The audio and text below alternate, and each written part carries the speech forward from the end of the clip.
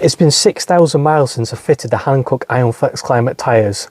I've tested them in snow, I've tested them in ice, I've tested them in summer and also in spring. So I've got a well-rounded opinion of what these tyres are actually like in the real world conditions on my day-to-day driving. Now it's been 6,300 miles since these tyres were fitted. I'm going to be testing the outer, the inner and the centre of each tyre. I would expect, being the rear wheel drive, the rear tyres to have lost more tread than the front tyre. But these tyres started with way over 8mm of tread on the offset. So let's see what the actual long-term life of these tyres will be and how many miles I would expect to get out of a set of them when I actually need to rotate them as well. So let's go and measure them. So we'll start at the front right. This is obviously a rear wheel drive car. It's not a four-wheel drive or an all-wheel drive. So after 6,500 miles, we've got 7.5.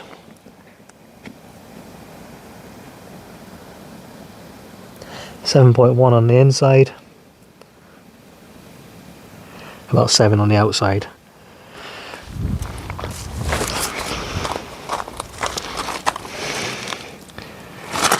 This is front left. So centre tread, 7.5 wearing very evenly. 7.5 on the outside.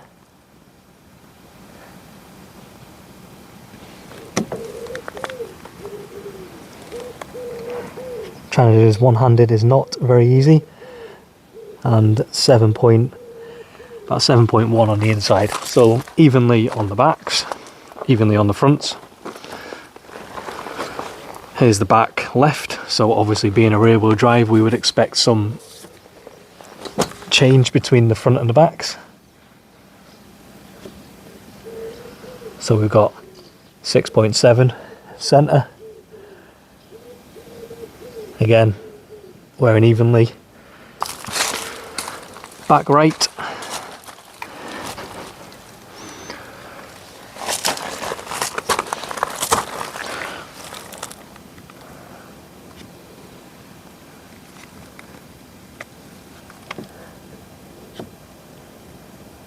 (7.1 to 7.2). Again, 7.1 to 7.2. Now these tyres were supplied by Hankook for the purposes of independent review testing. Now my long-term test of these tyres, being my own opinion, these tyres can genuinely be used in all weathers. It doesn't matter if it's a winter tyre or a summer tyre, these are obviously an all-weather tyre, so they can be used in the spring, the summer, the cold, the ice. But I think as long as you're rotating them regularly, you'll get a lot of life out of these tyres. I was tempted to put the Bridgestones back on for the summer. I still may next summer. But in Scotland we had quite a cold spell at the start of May and it also continued into June, so I just left them on. It's only now when it's getting to like 16 to 20 degrees in Scotland where I'm thinking I would quite like different tyres on the vehicle. But the actual day-to-day run of these tyres, I don't notice they're actual all-weather tyres. I don't notice they've got any more road noise than they have previously on the Bridgestones, around about 70 decibels, which for this car is quite good. There's not a heap of insulation in this car, especially in the wheel arches and especially around the sort of front boot area or the frunk area. So you get a lot of noise intrusion in here. The windows are double glazed, but again, you still get a lot of noise intrusion into the cabin. So you will get a lot of road noise from the actual tyres as well, no matter what tyre you have on the Model 3, to be honest. So here is the efficiency since fitting the Hankook iON FlexClimate. 6,377 miles when I reset it. This was the long term. So over the winter and also half of the summer has been 239.1 watt hours per mile. It has been as low as 200 watt hours per mile. It very rarely goes below the 200. With the Bridgestone summer tyres before, I was getting between sort of 170 and 200. So there is a little bit of range loss on the Hankook iON FlexClimate, and obviously the long term here is coming out of winter and going into the better efficiency, but 1,524 kilowatt hours I've used over that 6,377 miles, which if we do the maths at 8.5p per kilowatt hour is pretty cheap for fuel. So the efficiency doesn't seem to bother these tyres. People always get worried that if you put a set of winter tyres or a set of all-season tyres on them, the actual efficiency will drop off like a cliff. That is not the case with these tyres. They are still very efficient. You're still getting over 4.5 miles per kilowatt hour, up to 5 miles per kilowatt hour, which for a winter tyre is brilliant. But would I buy these tyres with my actual money? The answer is 100% yes. I would buy these tyres, and I would go out and buy them tomorrow if I needed a set of tyres.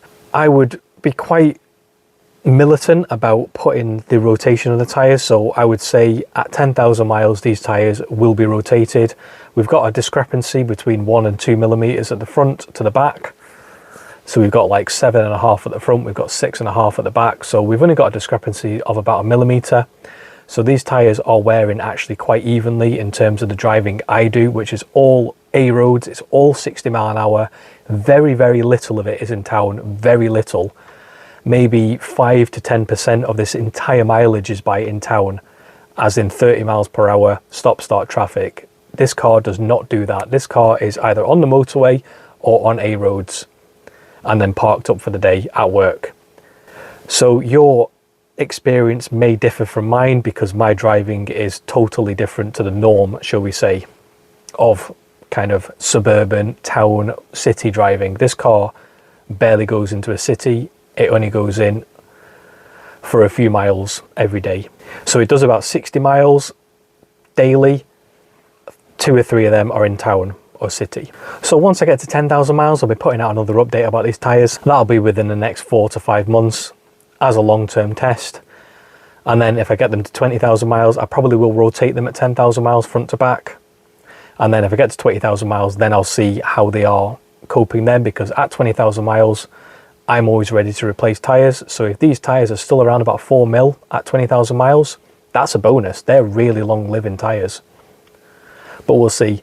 Do help me out. If you have liked this video, please hit the like button and subscribe along for more videos to come. I'll see you next time.